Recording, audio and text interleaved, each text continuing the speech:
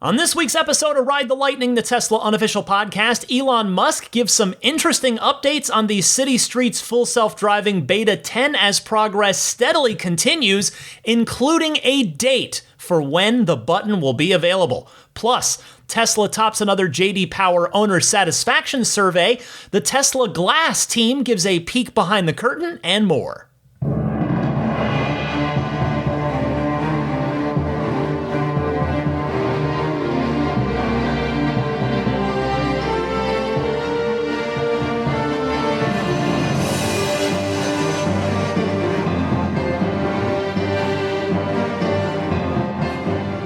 What's happening, friends? I'm Ryan McCaffrey here with you alongside my four-legged co-host Daisy the Boxer for the 320th episode of Ride the Lightning, the weekly Tesla Unofficial podcast for September 19th, 2021, which means this is the last episode before I turn a year older tomorrow on Monday, September 20th.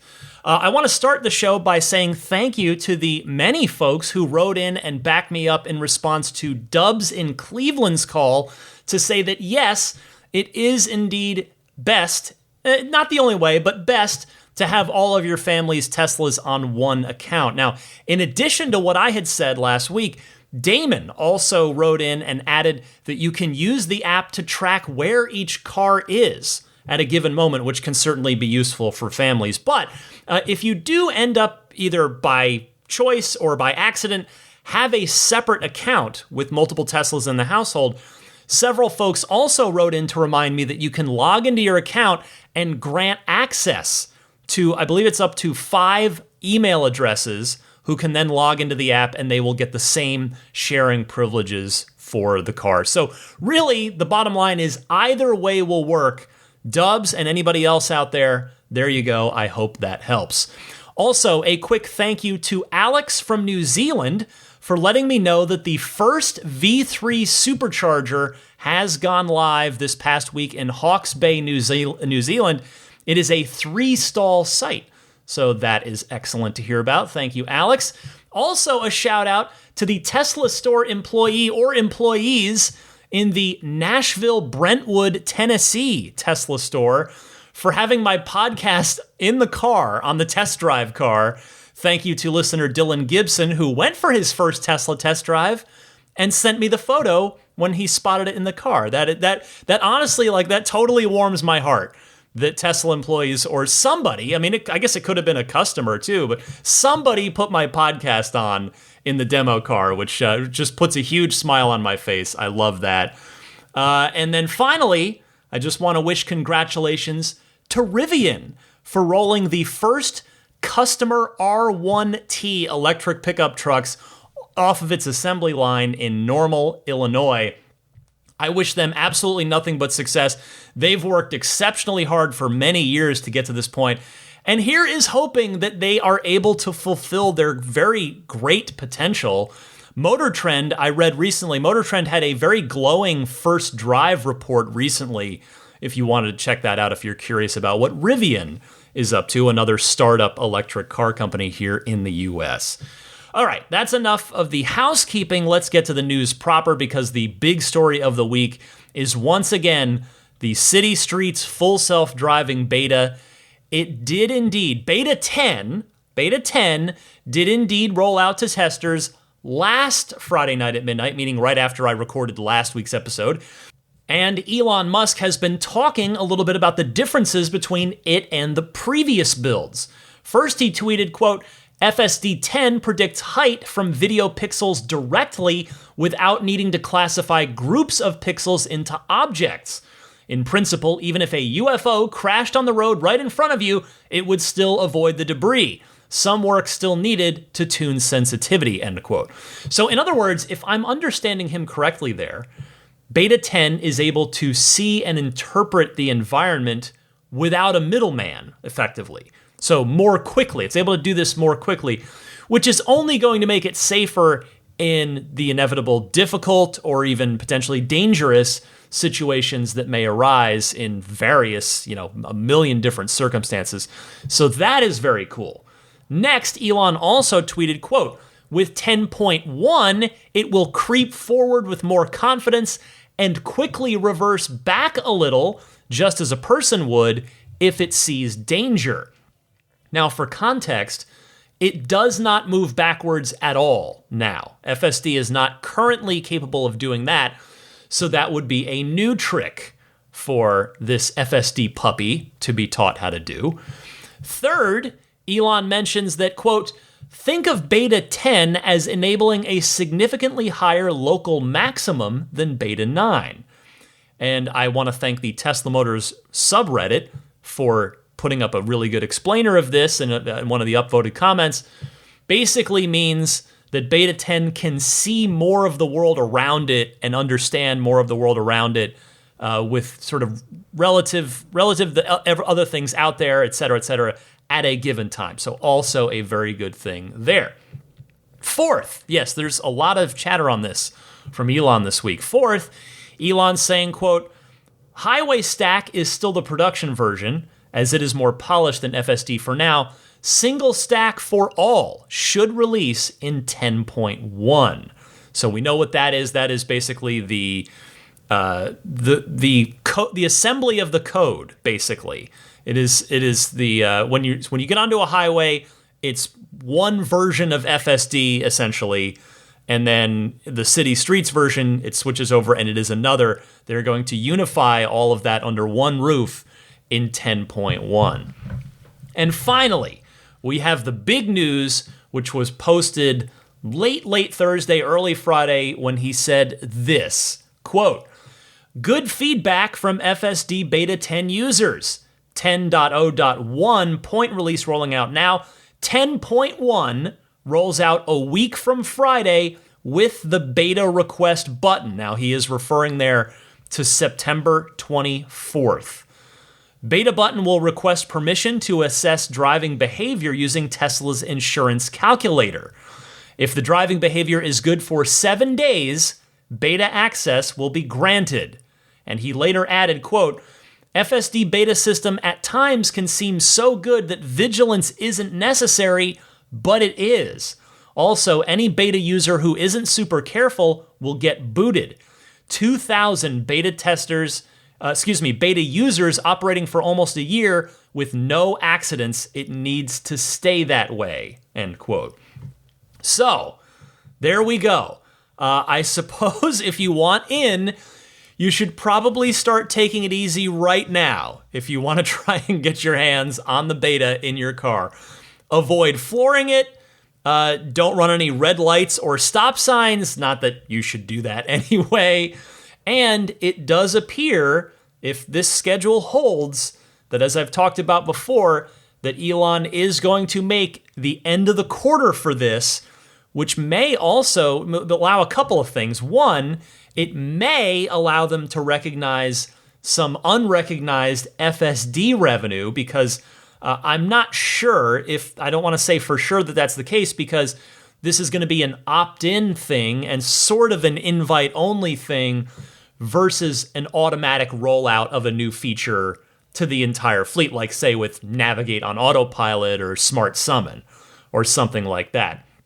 This isn't just going to automatically go out to everybody who's paid for the full self-driving software package, whether it's the current version of that's 10 grand or the previous version that was 3 grand on the back of the enhanced autopilot package. Anyway, so that's a maybe. That's just me speculating. However, it definitely, if they make the end of the quarter with this, it will definitely allow them to have a big talking point for the next shareholder letter and earnings call. So obviously, I hope I can get it. I told you about at AI Day, I had my first actual physical experience with the full self-driving beta, and I was blown away.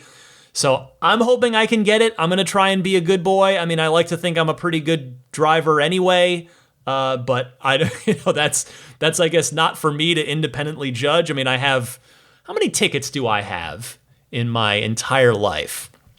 Let's see. My most recent one was 4 or 5 years ago. That was for an illegal left turn, which, I was totally guilty of that. And then I've actually, knock on wood, I've never been pulled over for speeding. I'm trying to think when I got pulled over once for no front license plate on my last car, not the Tesla. So I think that's it. Just 2. Yeah, I never got pulled over in the DeLorean. Anyway, no, you guys don't care about this. Hoping to get it. And hey, if anybody out there from Tesla is listening, I'm just saying that the FSD Beta would make a pretty cool birthday present. Wink, wink, nudge, nudge. So we'll see what happens. All right, next up this week, Tesla has unofficially topped J.D. Power's Appeal study, APEAL. Yes, there's a letter missing, but it's an acronym, which tests how an owner emotionally connects with their new car. Appeal, if you're wondering, as I'm sure you are, stands for Automotive Performance, Execution, and Layout, and ranks how owners feel after 90 days of ownership. And it is the second straight year, as Teslarati notes, that Tesla took the top prize.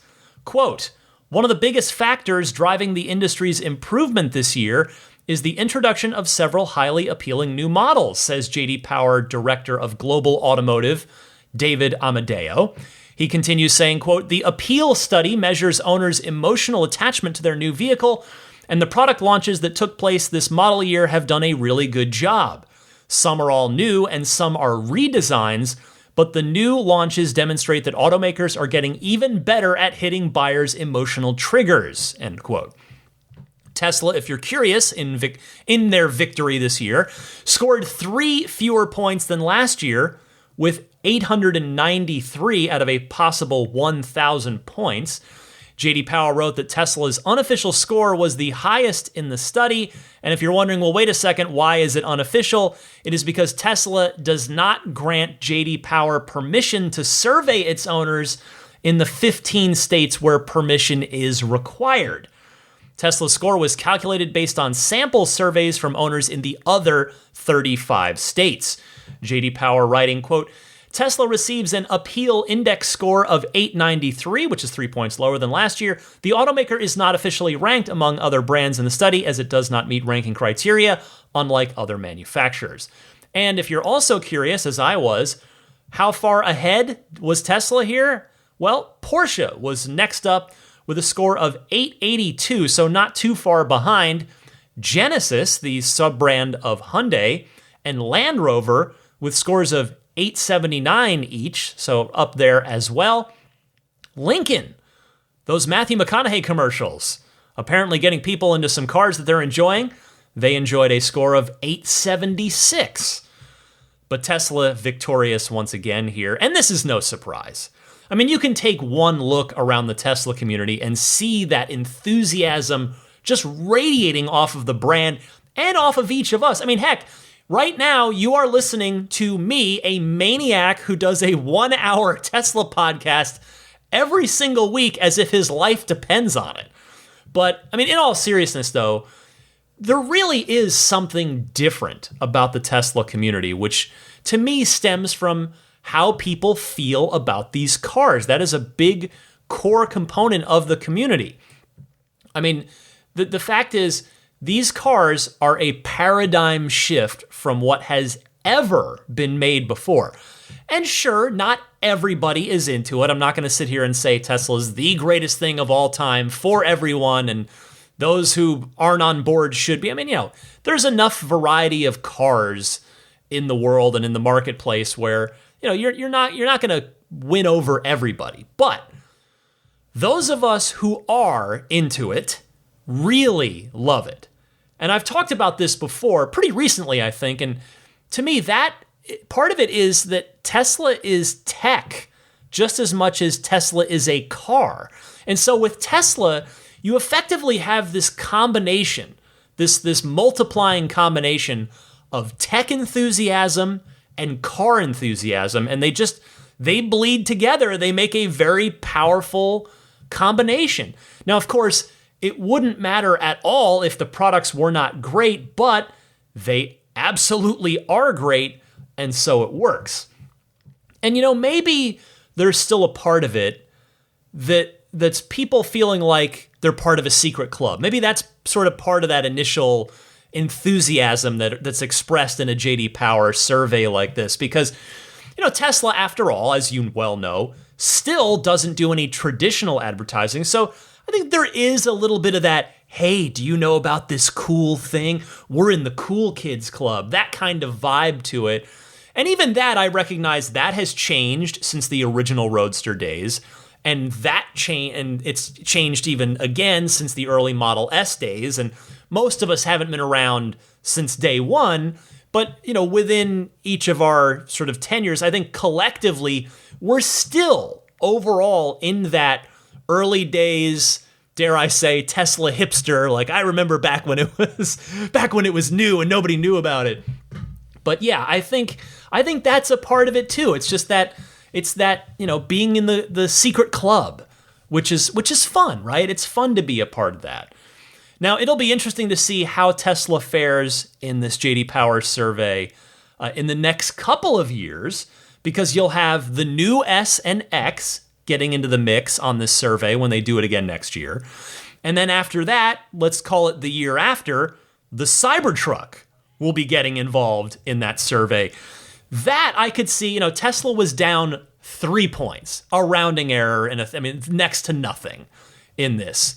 Less than 1%, in fact. But the Cybertruck, I think, could end up increasing the score here if the Cybertruck turns out to be a great product and if Cybertruck owners embrace their truck. And I will say up front, yes, I'm a Tesla fanboy in saying this, but I suspect most of them will. And the reason I say that is because the Cybertruck, as we all know, is so out there that if you're gonna buy one, if you're gonna actually follow through with spending $40,000, $50,000, or $70,000 on this thing, that you've probably already gone all in on it, emotionally speaking. Like, you have, even if you initially hated the design, as I did, the function has won you over, or some other aspect, the utility of it, something about it has convinced you, yes, this is awesome, I want this, I'm gonna buy this.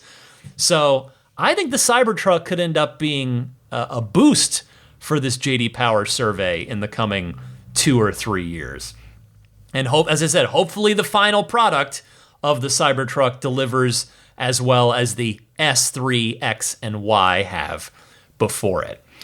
Speaking of the Cybertruck, Tesla very quietly posted a new video to its YouTube page, and it is a very interesting video. It's only about 2 minutes long, and it's a behind-the-scenes look at their glass R&D facility, which apparently is right on site at the Tesla Design Center in Hawthorne, California, just at the suburb of Los Angeles, where Franz von Holzhausen and the design team work. And I wanted to play you the audio from this video. Take a listen to a couple of the gentlemen from that team talking through what they do, because I found this really, really fascinating. So we're here in Los Angeles at our Glass Technology Center, where we make all the prototypes for all of our vehicles. And to give you a real-life example of the acoustic performance of our side drop, just roll up the window here. And to give you an idea of how comfortable the experience is in our vehicle. So as the designers first sketched the Model Y or S and X and 3, they just sketched the glass from the front of the vehicle all the way to the rear of the vehicle. And we spend a ton of time making sure that each glass position is the right curvature, is the right size and shape in order to give that seamless approach. One of the coolest things that we've done is incorporate acoustic side laminated drops across every vehicle at Tesla. So what this consists of is a glass sandwich. You have a glass outer and a glass inner, and in between an acoustic dampening layer for road noise, wind noise that the customer will experience and make the inside occupant feel quieter. So what we have here is a 2% tint we use on roofs and things of that nature. We combine that with different types of thin films that have properties like solar for reflecting radiation. And we'll combine that with a standard PVB that has different properties. Some have acoustic properties, others have solar properties. So we have to be very careful on what we choose to go into the vehicle. As we look at these large pieces of glass, safety is a huge consideration. So we work with our exteriors, our closures team on making sure it is very safe for our occupants for things like rollover, roof crush testing. Then we go into the thermal aspects to make sure it gets the best thermal performance. The roof itself absorbs 99% of the UV radiation coming in, so it's amazingly safe even though you have this large open experience inside your vehicle. So across all of our vehicles at Tesla, we have a suite of autopilot cameras here in the front of the car looking forward through the windshield. So in a sense, our windshield is becoming a lens in front of the camera, and we focus on things with distortion as well as working hand in hand with our autopilot team on functionality, heating function, as well as diffraction of the images that are coming in. And I would say it's part of the way that we're leading the industry and setting the standard for autopilot functionality and the glass quality that's required for autopilot. A couple of things here. First, when he says drops, he's referring to the windows that roll up and down. Second, he is sitting in a Plaid Model X in the beginning of the video when he's doing that sound insulation test, if you want to watch the video to see what a Plaid X looks like on the inside. One of the other fun reasons to go watch this video for yourself, though, is that, as I mentioned earlier, I said, speaking of the Cybertruck, I threw my typical Ryan segue in there. There appears to be a test windshield for the Cybertruck in the video. It's at the 1 minute and 23 second mark if you decide to go take a look at it. I can't say for sure, can't say with 100% certainty that that's what it is, but it very much appears to be a Cybertruck-shaped windshield. It's very large. It definitely does not look like any piece of glass that's on any of the other four Teslas.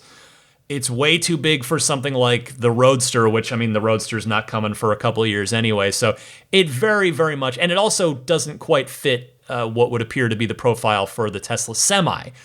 It's definitely got a Cybertruck vibe to it. Take a look. It's very interesting. You can find it on Tesla's YouTube page at youtube.com/Tesla. Next this week, good news for my Illinois listeners who plan to purchase a Tesla, or quite for that matter, any electric vehicle anytime soon.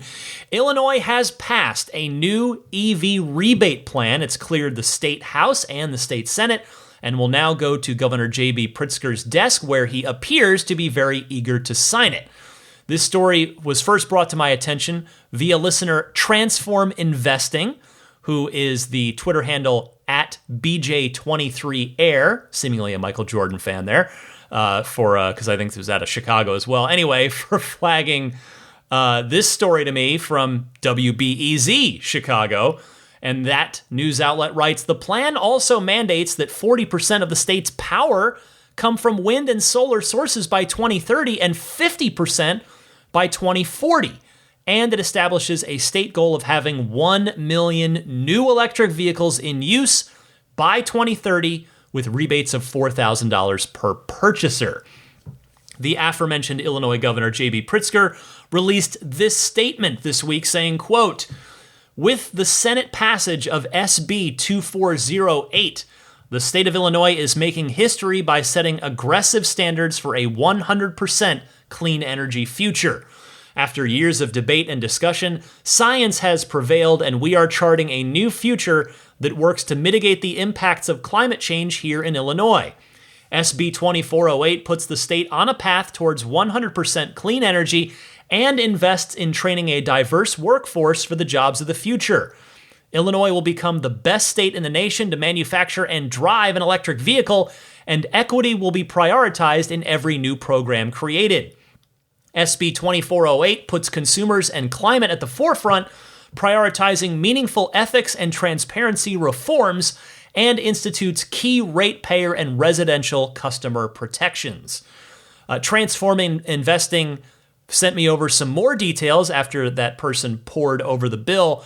So it's a $4,000 rebate starting July 1st of 2022. So I guess those of you on order yet, or on order now, are not quite going to qualify. It will drop 4 years later. It'll be cut in half on July 1st, 2026. And then it will be cut in half again 2 years later for a $1,000 rebate starting on July 1st of 2028. You must apply for the rebate within 90 days of purchase of your vehicle. One rebate per purchaser every 10 years. And one clause of the bill does appear to mention prioritizing low-income purchasers, but it was the language of it was a little strange to decipher there. So, good stuff. I mean, that appears to be. I cannot find anything to complain about in that for any EV buyer, Tesla or otherwise. $4,000 is a lot of money. When I bought my car in 2018, California had a $2,500 state rebate. So $4,000 is quite a bit more than that.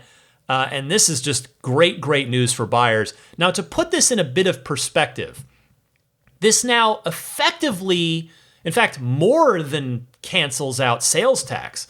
According to the quick Google search that I did, the sales tax rate in Illinois is 6.25%, 6.25%.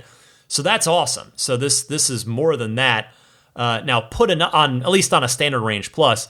And now speaking of that, kind of using that as the benchmark, this will bring the price of a 253 mile range LFP based, charge it to 100% every single time, Model 3 standard range plus, down to $36,000 for Illinois residents.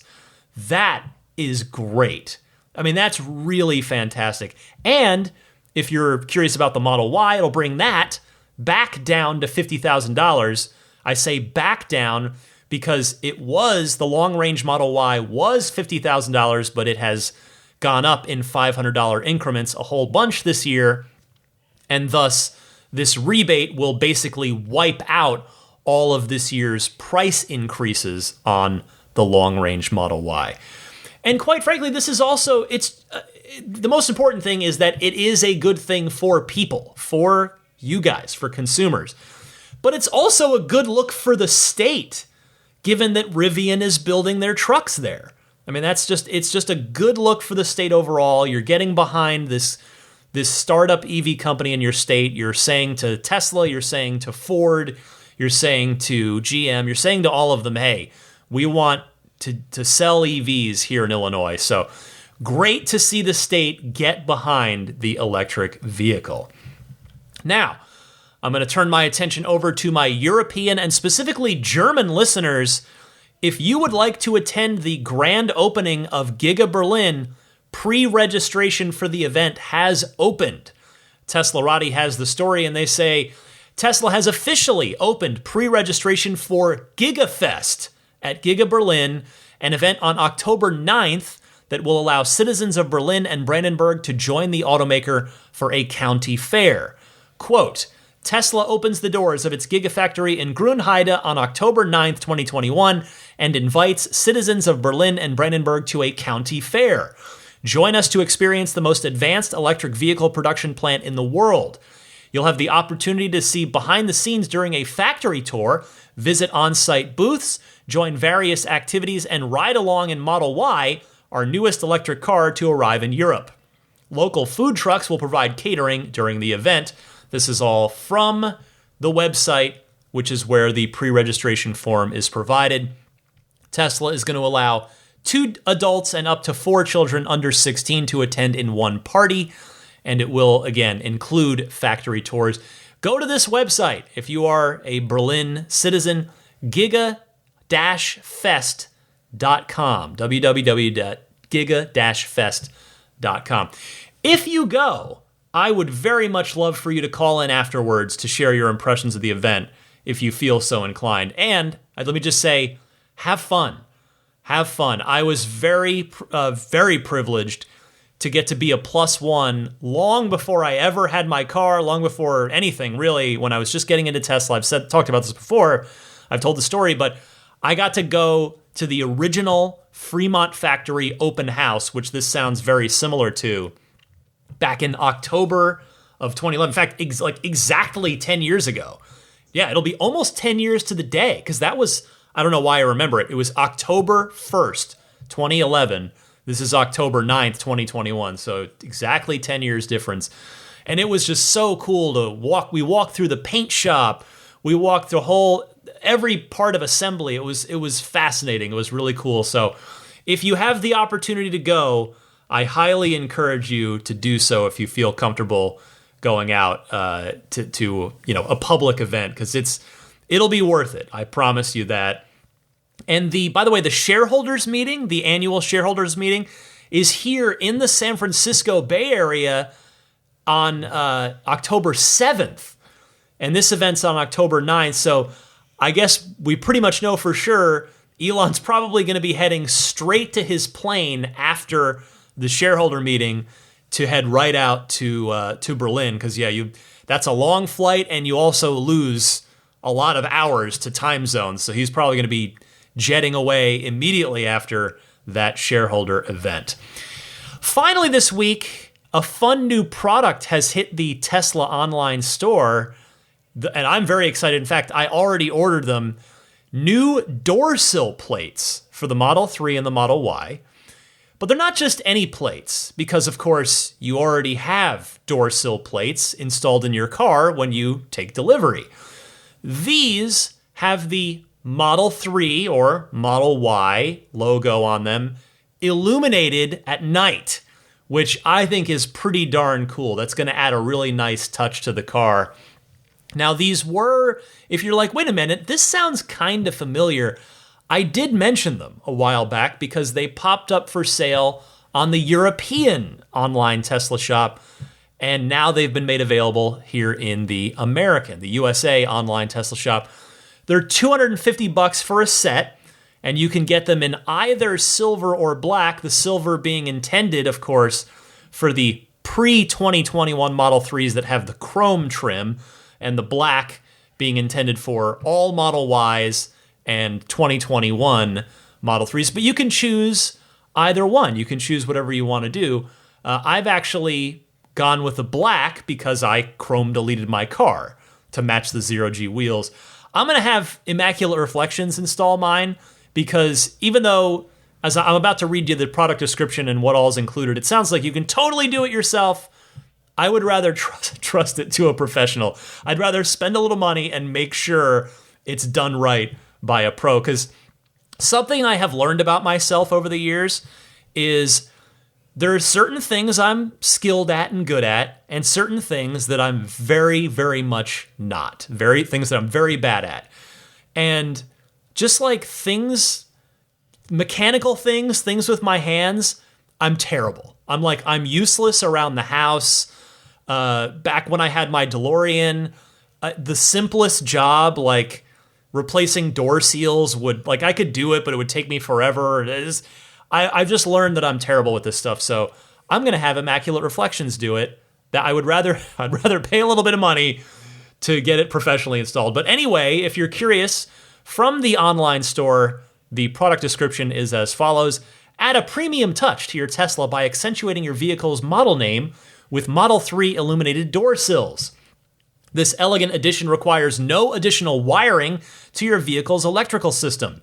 Each sill is activated by a magnetic switch and powered by a long-lasting battery with LEDs for seamless installation. So yeah, if it's LEDs it's only activated when the doors open, it's probably going to last a long, many years, that battery. So it includes two illuminated door sills, 2 magnetic switches and installation templates, 1 pry tool to get your old one off, 1 sills installation indicator, whatever that means, 1 pair of gloves, and 2 alcohol wipes to wipe down the surface before you put the new ones on. So again, this is just such a little thing, but I'm excited. This was my birthday present to myself. I thought, you know what? I'm gonna get these for myself. So I actually have them here. I just need to schedule some time to get them installed. So check those out in the online Tesla shop if you're interested. And with that, let me take a quick pause, but there is so much more Ride the Lightning yet to come. Stay tuned right after the short little break here for your calls in the Ride the Lightning hotline. A lot of great topics from you guys coming up right after this. This is Steve Downs, the voice of Master Chief, Sierra 117. You're listening to Ride the Lightning, the Tesla Unofficial podcast. You know, that Cybertruck looks a lot like a warthog, doesn't it? Master Chief, out. Welcome back. It's time for the Ride the Lightning hotline. Your questions, comments, or discussion topics. Call in. I'd love to hear from you. You can do so in one of 2 easy ways. Either use your smartphone's built-in voice recording software, record your question, please try to keep it to 90 seconds or less, and then email the file to me at teslapodcast@gmail.com. Or you can take that same question and just call in and leave a message on the Ride the Lightning hotline. That toll-free number is 1-888 1-888-989-8752. Again, that's 1-888-989-TSLA. And if you know someone special with an upcoming birthday, anniversary, graduation, or some other special occasion, you can give them a unique gift of recorded voices from friends and family telling them why they're special. The recordings can be podcasted or put onto a keepsake. Visit lifeonrecord.com to learn more. First up is Miranda in Rhode Island. Hi, this is Miranda in Rhode Island. I just kind of wanted to follow up with last week's question about service centers in the Northeast. So up here in New England, there's a couple of service centers in Boston and Dedham, I think Natick area. There's one in Rhode Island where I go, and I think there's maybe one in Connecticut. The Warwick, Rhode Island service center is slammed, and there's only 2 service days. And so I'm just concerned that Elon Musk the higher-ups are going to put a lot more pressure for productivity versus giving them adequate staffing and facilities. That's my main problem. I think the people who work at the service center are great, but since they've been really busy these past couple of months, I've just noticed a kind of decline in, the customer service.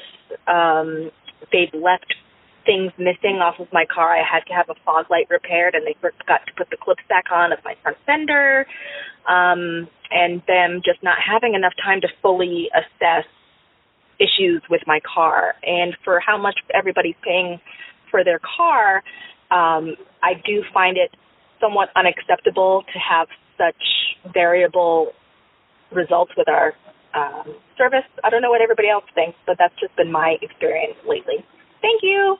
Hey, Miranda, thank you for your call and for sharing your experience. I think your concern is a very valid one. We know that Tesla is a company that runs very lean. Elon frequently asks employees to push extra hard, or his phrasing is, the way he likes to tend to put it, is go hardcore. So it's certainly not out of the realm of possibility that your fear could come true here.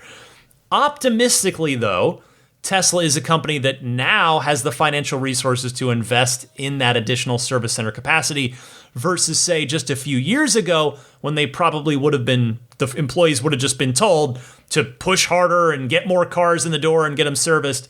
Now, I'm not saying that won't also happen now, but my hope is that it'll be that, if that happens, it would be that plus actual resources to back them up instead of just do more, get more blood from the stone. So happy electric motoring, Miranda. Thanks for your call. Going out now to Jay in Chicago, talking on the subject of service here. Hey, Ryan. This is Jay from Chicago. Thanks for taking my call. So recently I had my long-range Model 3 go in for some service, and I was given the same Model 3 as a loaner, but that Model 3 had FSD on it. It's my first time using FSD, and one thing I noticed and I loved was the green light chime, where if you're sitting at a red light, the light turns green, the car dings and notifies you that the traffic light has turned green, so you can now go. I thought that was the best feature ever, and it allowed you to, look away from in front of you and look at the scenery, or if you're talking to someone. I thought it was really nice. And I would gladly drop a couple $100 for that feature alone. So hopefully if Tesla peeps are listening, they can hear me out for this request. Thanks. Bye. Hi, Jay. Thanks for the call.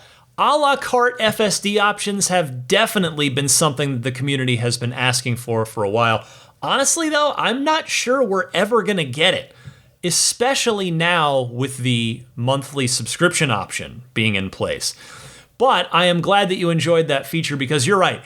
It definitely can be useful. And funny enough, the thing that jumped out at me from your call is that A, you got a Model 3 loaner. That's the big thing. In my experience here in the San Francisco Bay Area, if I ever get a loaner, every time it's been a Model S 75D that's technically owned by Enterprise that Tesla rents out from them, but foots the bill for you. So, the reason I mention that is because it's an Enterprise-owned car, those cars don't have autopilot of any kind, which is quite the first world bummer. Let me acknowledge the first worldness of that. But it's quite the first world bummer when you get out on the freeway in a loaner Tesla and have to steer yourself. And there's no auto steer there to help you out. So I would love to see the idea of FSD-enabled Model 3 owners becoming Model 3 loaners, becoming a normal, established thing at Tesla service centers. So Jay, thank you so much for calling in. Next is, actually, we're going back to Rhode Island. Here's Jeff from Rhode Island is next. Hi, Ryan. Jeff from Rhode Island here. Hope you and Daisy are doing well as always. I'm currently really enjoying my Model 3 that I've had for a little while now. And I think, as you would know, the only thing more enjoyable to do when you're not driving the car is to talk about it, because now that people know I have a Tesla, they always want to ask me questions about it, which I'm fine having long conversations about that. Anyways, we also have our second Tesla on order now, the Model Y from my other half. She should be receiving delivery around the end of this month, so we will then be a 2 Tesla household, which is very exciting. And I'm the proud owner of Hedgelord number 12, I think. Anyways, to my question regarding the Model 3, when it's parked in the driveway, whether it be plugged in or not plugged in, depending, if I plugged in the night before, sometimes it'll be making a clunking noise. It sounds like things are being moved around inside the car, which I know isn't the case. And I don't know if it has to do with the batteries or the charging. It's not, Sentry mode isn't activated because I'm far away from the car to see that the screen isn't lit up and the headlights don't flash. I apologize if this has been asked before. I don't think it's a problem. I think it's just how the car works. But if you have any insight, I'd really appreciate it. Thanks. Jeff, thank you for calling in. And I am so glad that you've given one of the hedgelords a happy home. If you've got number 12, then I'm guessing you probably have a Cybertruck on order, because that is a Cybertruck-themed hedgelord. Anyway, to your question, you are correct. It's not a problem. This is most likely the battery breathers regulating the temperature of the battery. The clunk sound is, I believe I have this correct, it's from air pressure changes inside the coolant lines, the battery coolant lines. If you have a 2018 like me, you might be eligible for a service bulletin upgrade on that part. It's not a recall, because it's not a vital safety issue, but you can request the battery breathers to be upgraded to the newer version of the part, which, by the way, will still make those sounds, but they're not as loud and it doesn't happen as often. So if this is applicable to you, just Google Tesla Model 3 battery breather service bulletin, and you should find the page on the Tesla website that lets you check to see if your VIN is eligible. Anyway, I hope that answer helps you out. Thanks so much for your call, and thanks for listening to the podcast. Keeping it moving here, we're going to Corey in Florida now. Hey Ryan, Corey in Florida. Just a quick question for you with regard to your thoughts around Tesla's brand. Had the conversation with a few friends recently, and the cachet around owning a Tesla has changed with the rapid adoption of Model Y and Model 3. As a Model S owner prior to the launch of those cars, I can tell you that you were treated a little bit differently. There was definitely a brand cachet, a high-end brand cachet around Tesla and having a Model S.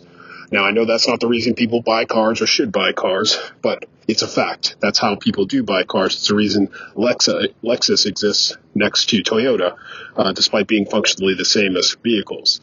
So I'm curious, if Tesla's going to launch a $25,000 vehicle, do you think they need to launch a sub-brand along with it? Do they need to come out with something to differentiate the low-end cars from the high-end cars and create that cachet at the high end of the market again? Just want to hear your thoughts. Thanks. Corey, this is a really interesting point of discussion. I don't think there is a right or wrong answer here. And I tell you, I feel like this is a question where you could gather a few different Tesla community members and have a really enjoyable conversation about it with everybody having a different perspective. For my thoughts, I'm of two minds with this. I totally see where you're coming from, but my opinion is that Elon wouldn't look at it that way. His goal is to completely democratize EVs and normalize them. And Tesla building up such a big brand name helps that mission. Now, I mean no offense to anybody, but I personally doubt he'd really even care if anybody thought less of the Tesla brand because there's a $25,000 cheaper car in the lineup alongside a $250,000 car in the lineup. I think what he would say is that the products speak for themselves. So if that $25,000 car is great for what it does at its price point, I don't think it would take anything away, including prospective buyers, of either the $130,000 Model S Plaid or the $200,000 Tesla Roadster. I think Elon probably wants Tesla to be associated with good electric vehicles regardless of price. Now, as you noted, the Model 3 and the Model Y have definitely already gone a long way towards disrupting that reputation that Teslas are only for rich people. They're these affluent things. I mean, the $25,000 car, if it's as good as the other cars in the lineup for its price point, should only cement that further. I think the big thing that matters is whether or not the level of service you get from the company holds up. There are a lot of anecdotes about Tesla struggling with that very thing as they have been scaling up from the Model S and the Model X days. I mean, I wonder if the Roadster, when it does finally come out, if it will, though, have, just kind of setting the service thing aside, if it will have any restorative effect on what you're talking about, though. I mean, largely, in my opinion, this is just my opinion, nobody outside of the Tesla community really even knows about the Roadster. And really, for good reason. It was announced 4 years ago and effectively hasn't been seen since. But when that thing does come out, and I mean, you see this with the Plaid now, but when the Roadster does finally come out and people hear about this SpaceX-assisted electric rocket supercar, I think you will see some of that, oh, wow, you've got a Tesla halo effect restored that maybe has not been there as much, to your point, with the 3 and the Y around compared to the early S and X days. Thanks so much for the call, Corey. Ben is next. Go ahead, Ben. Hey, Ryan. My name is Ben. I'm a longtime listener of your show. Absolutely love it. I've even called in a couple times before. So I used to be a Tesla owner. Unfortunately, I lost my car in an accident. And when I owned my car, I lived in Seattle, where Teslas are everywhere. Since the accident, I have moved from Seattle to a small Midwest town in Springfield, Missouri, where Teslas are not as plentiful. I maybe see 3 on a given day, and that's on an excellent day, obviously. There is no service center here in Springfield. The closest one is 3 hours away, and I would love another Tesla, but my biggest concern is there's no service center. What would you recommend in this case? Do you think it's safe to buy the car being 3 hours away from a service center? I know one friend who owns a Tesla here, and he says it's not that big of a deal, but for me, this is a huge hurdle. So what would you recommend in this situation? Thanks, Ryan. Love the show. Keep it up. I'll be listening forever. All right, bye. Ben, it's great to hear from you, and I am so sorry to hear that your Tesla was totaled. I will be honest with you. I don't pretend to have the correct answer here, if such a thing even exists. I am glad that you do have a local Tesla owner friend who speaks well of the situation that you're in, but I certainly don't blame you for being hesitant without any nearby service centers. So my advice here is twofold. First, check around to see if there are any tire shops in the neighborhood around you that work on Teslas and are comfortable doing so. You know, maybe you could check in with the local Tesla club, if there is one, or go on the Tesla Motors Club regional forums and browse around and post there. Because if you did get another car in your new area, you will need somebody that you can trust to handle the simple, tire rotations are going to happen, and any other tire or wheel issues that come up. And second, I would get more opinions from those same places. So again, the local club, or at least the closest one, and again, back to that Tesla Motors Club regional forum. I mean, no disrespect to your friend at all, But the fact is you're making a $50,000-ish decision, so it's good to have as many different experienced voices to help inform that decision as possible. Good luck to you, Ben. Let's see, 2 more calls this week. The first of those is from Damon in Northbrook, Illinois. Hey, Ryan, this is Damon out of Northbrook, Illinois again. Just calling regarding the supercharger network and the fact that Tesla is opening that up to other makes and models. I think it's actually a really good thing. They're going to get a revenue stream from it, and it's also furthering their mission statement. But I do have a concern as they're growing with this that they will have to figure out how to better handle throughput, especially in high demand areas and on high demand times such as holidays and whatnot.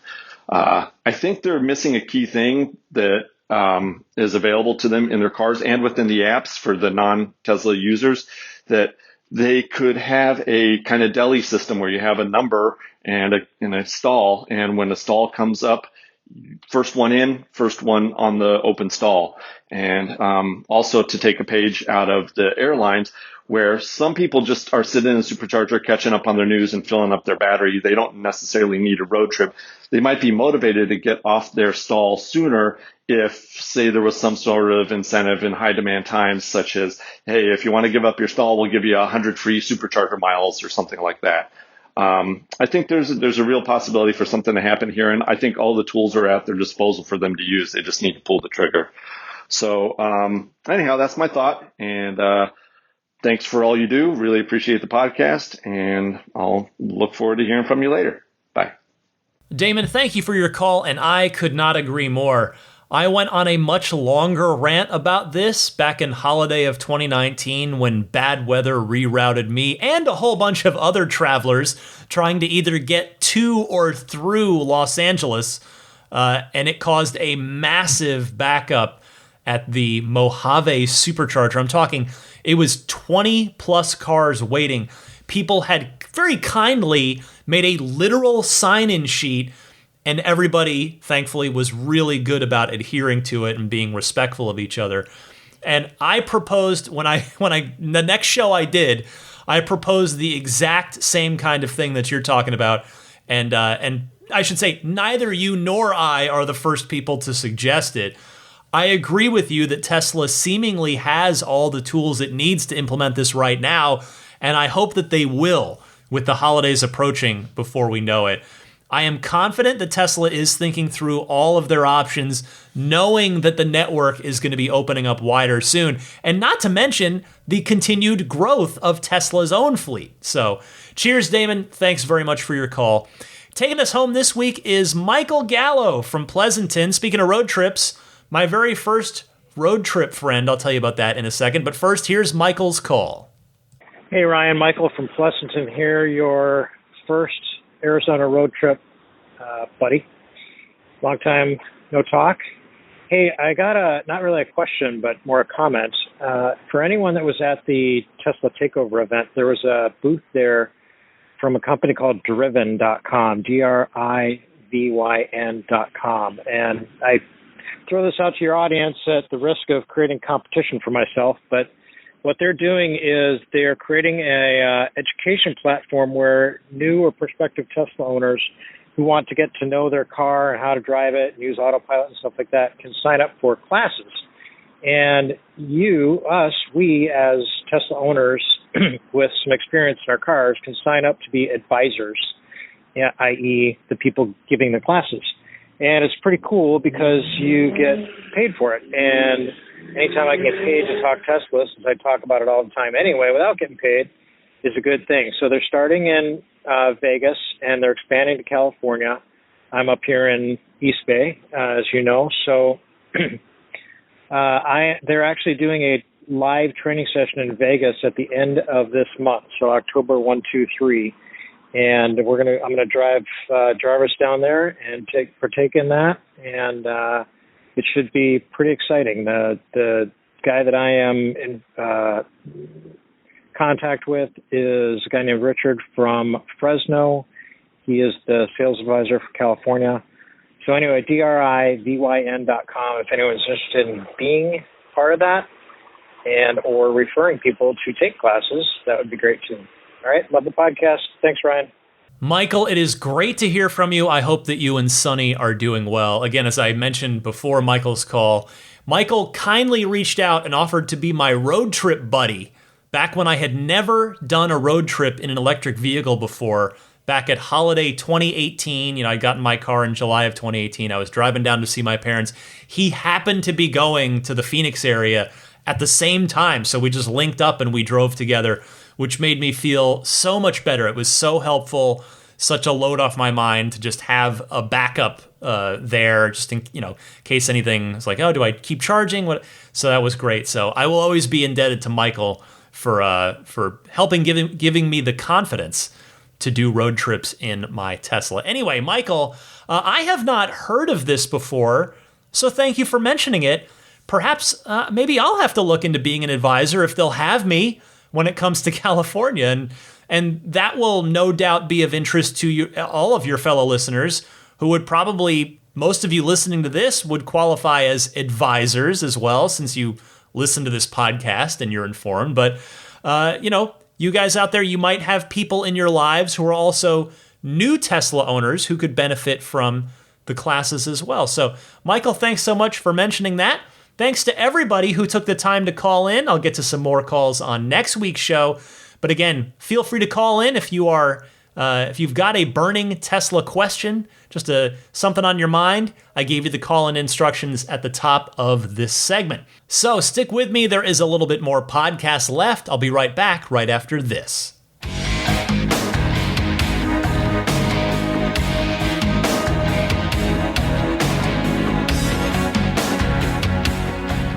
As for what I'm up to this weekend, I am hoping to take a birthday drive. I realize I haven't actually gone and taken a drive, just gone for a drive in a long, long time. So we're in our nice time of the year here, weather-wise. This is a good weekend to do that, so I think I'm going to do that. Entertainment recommendation. I can't remember if I've mentioned this because it came out just a few weeks ago. According to my notes, I hadn't, but anyway, so I apologize if I happen to be repeating myself, but Doug Days, D-U-G, Doug Days on Disney+. It stars Carl from Up and the dog Doug. It's set after the events of the film, sometime after. They're living together. It is, first of all, I should preface, I love Up. It is my favorite Pixar film. It's one of my favorite movies ever. I named my car The Spirit of Adventure, which of course is from Up. And I just love that movie. I love those characters. And this Doug Days, it's 5 episodes, which I'm putting up air quotes right now, because they're little 5 to 7 minute shorts. Like, I think the longest one's maybe 10 minutes. So it's not that long. I just watched it all at once with my wife and daughter, and we laughed hysterically. We cried at the end. It's probably the most heartwarming, wholesome, just purely good television that I've seen this year, for sure. So if you have Disney Plus, I cannot recommend Doug Days enough. Incredible performance by Bob Peterson, who voices Doug, and it is the final performance for Ed Asner, who voiced Carl. So rest in peace, Mr. Asner. Is just fantastic. Can't recommend it enough. All right, pro tip of the week. Jim from Seattle. It's up to you, my friend. Take it away. Hey, Ryan. This is Jim from Seattle doing a follow-up call on the pro tip I sent in a while ago about the music bar moving up and down with a tap, and to follow up with Darren's call last week regarding it being taken away and then being restored. It's back, but in a new form. There's a new feature that is a double tap feature. So the single tap will raise it up and down as you tap on the icon, but if you double tap, then it moves it all the way up from a single bar, or if it's all the way up and you double tap on it, it'll take it all the way back down to a single bar. So the double tap is a new interface, and it's actually much better than it was before. So single tap will move one level at a time, double tap will move 2 levels at a time. So give it a try and see if you like that new double tap interface. Thanks. Talk to you soon. Jim, I love that one. Kudos to the Tesla software team for restoring that feature with a little something extra, and kudos to you for calling in with that. That is an excellent pro tip. Thank you. And if anybody else out there has a pro tip of the week that you'd like to share with your fellow owners and enthusiasts, you can call in the same way that you call in for the regular Ride the Lightning hotline, which I told you about earlier in the show. Time for the plugs. Let me mention some friends of the podcast. Hopefully we can help each other out here. I'm going to start with abstractocean.com. Possibly, I think my longest running friend of the podcast. They have just a warehouse, just virtual rows and rows and rows full of awesome aftermarket Tesla accessories. Their latest is a new 4th generation tempered glass screen protector for all 4 of the cars. It's got an antimicrobial coating, and it uses aluminosilicate glass, which is the same stuff that Corning Glass uses for Gorilla Glass. They're both unique to version 4. They're going to set that's totally different and just better than any of the other screen protectors that you might find out there. That makes it the cleanest and the hardest Tesla screen protector in the world. They ship with the installation frame, so it's nice and easy to install, and there is a lifetime guarantee if it's damaged in the line of duty. They also have, in addition, that's the fancy new product that you should check out, but they've also got, of course, so many cool lighting options, like the rear footwell lighting kit, et cetera, et cetera. Just browse around, take a look for yourself, abstractocean.com. Use the coupon code RTLPodcast at checkout, and you will get 15% off of your first order. That's RTL Podcast, all one word, abstractocean.com. Meanwhile, get your snap plate, the front license plate bracket for everyone, particularly people like me that hate the idea of having to put a front license plate on. But in many states, you got to do it. So everyamp.com/RTL, that's the site to go to. And that's going to get you the front license plate bracket that snaps on and off in seconds, but it goes on and stays on securely. So it's not going anywhere once it's on, but you can easily take it off with the supplied tools. It's not going to mess with your paint, your grill, your radiator, your autopilot sensors, none of that. It just looks good, and it's nice and minimalist, and it's going to be, keep you legal, but not going to mess with the car at all. So get yours at everyamp.com/RTL for either the S, X, 3, or Y. Meanwhile, Immaculate Reflections. If you and your car are going to be in the San Francisco Bay Area, I cannot recommend a spa day for your car enough.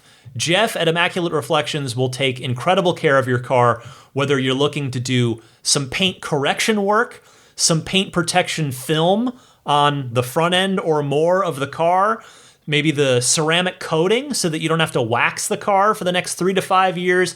Whatever you're looking to do, Immaculate Reflections will work with you on what's going to make the most sense for you, and I promise the work that Jeff will do will be of the utmost quality and to the most incredible detail. He is just wonderful. So look him up and get in contact, book in with him via his website, irdetailing.com.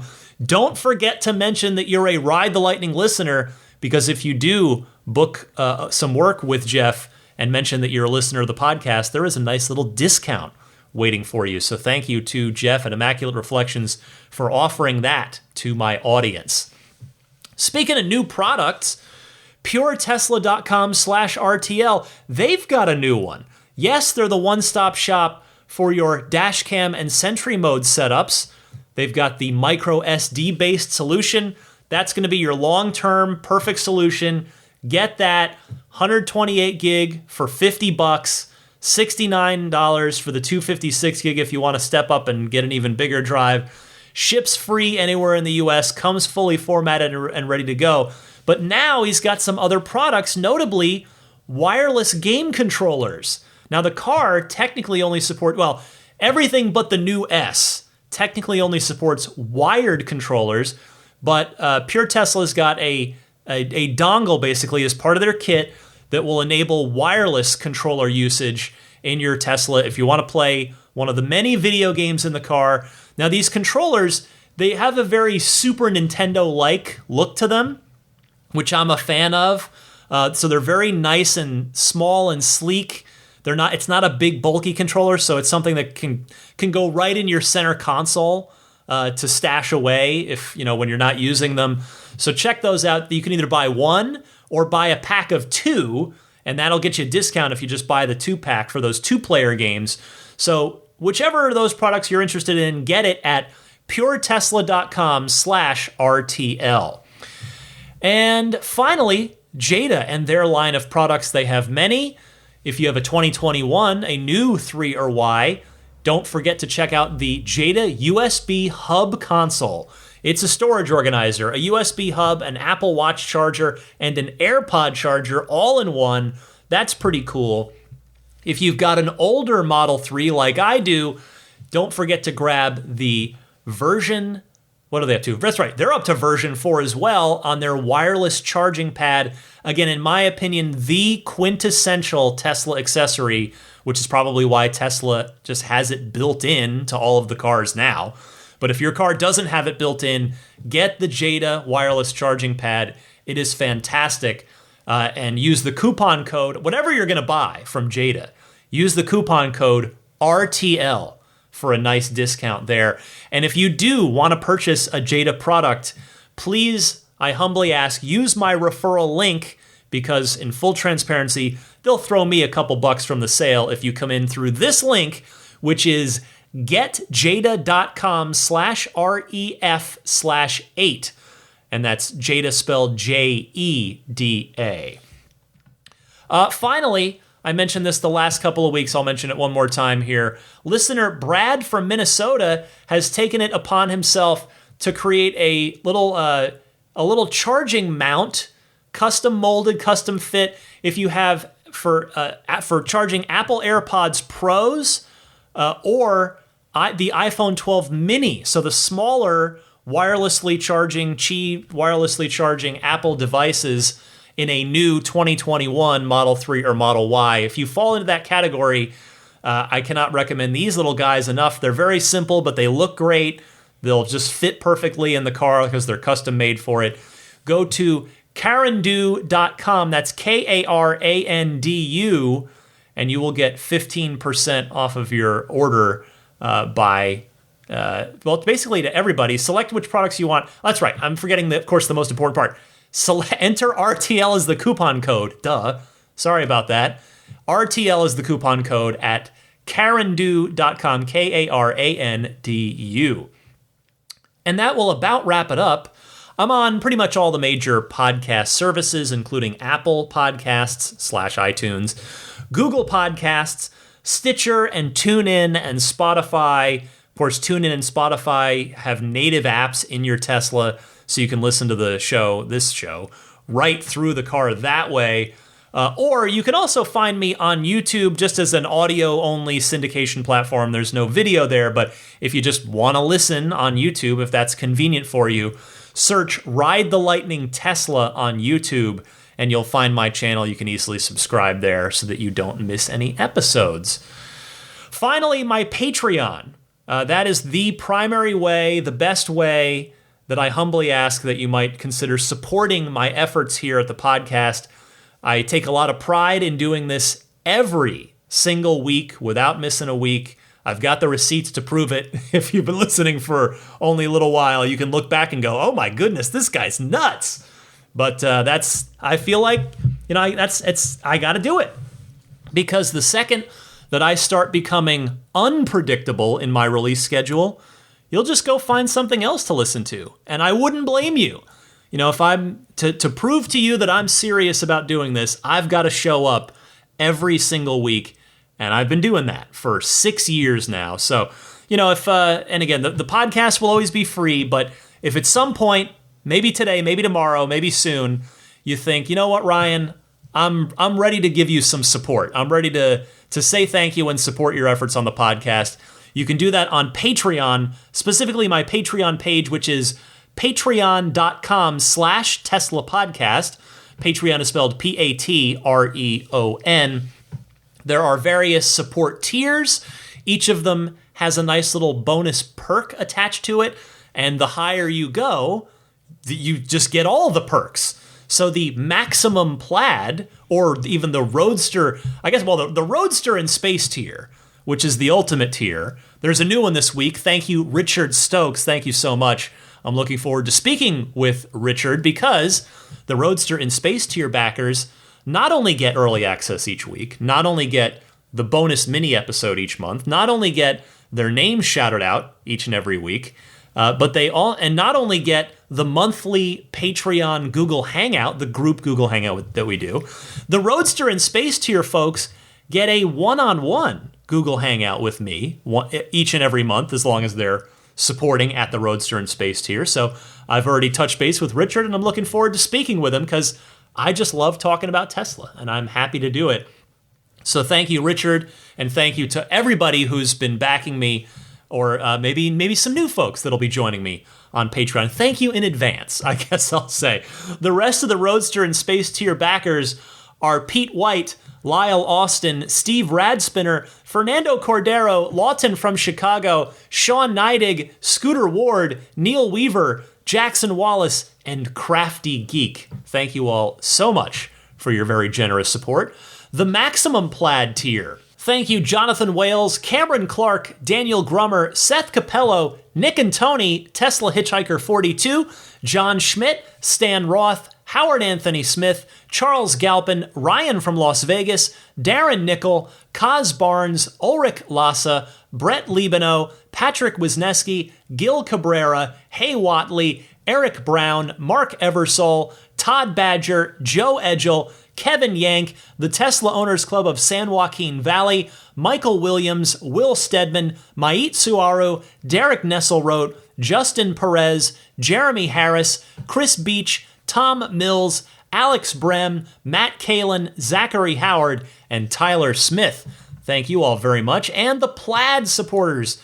Big thanks goes out to George Cassiopo, David Brander, Alexi Heft, Logan Willis, Jason Chalukas, Tim Hyde, Peter Chalet, Eric Randolph, David Nondahl, Jerry and Mary Smith, Joel Sapp, Dory and Steve Guberman, Jeremy, the Tesla Owners Club of Taiwan, Ron Lee, John Cody, Charlie Gillespie, David Perella, Sunil Joseph, Dennis Peak, Stig Mickey Jensen, Jeff Angwin, Chase Cabanillas, the Lydia family, Aaron Altschul, Jared Brown, Jerome Strack, Jamie Dalton, Noel and Lucy Murphy, the Tesla Owners East Bay Club, Paul Casarino, Ryan Natchett, Mike and Barbara from Louisville, David J. Howes, Travis Krenzel, Matt Nixon, the Tesla Owners Club of Wisconsin, Jonathan Zalesny, Joshua Walker, Rick Dean, and not Elon Musk. Thank you all very much for your generous support as well. Well, for a snoring, of course, by this point in the evening, Daisy the Boxer, I'm Ryan McCaffrey. This was Ride the Lightning episode 320. I'll be a year older next week on next week's show. I'm looking forward to hopefully what'll be a good birthday spent ideally, hopefully in good health with my family. And I wish the same to all of you. Happy electric motoring, and I'll see you back here next week.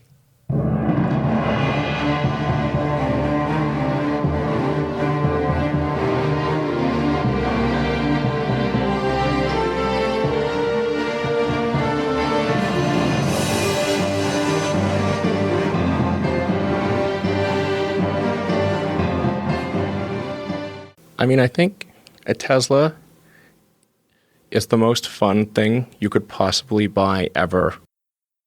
That's what it's meant to be. Our goal is to make it's not exactly a car. It's actually a thing to maximize enjoyment. It's maximum fun.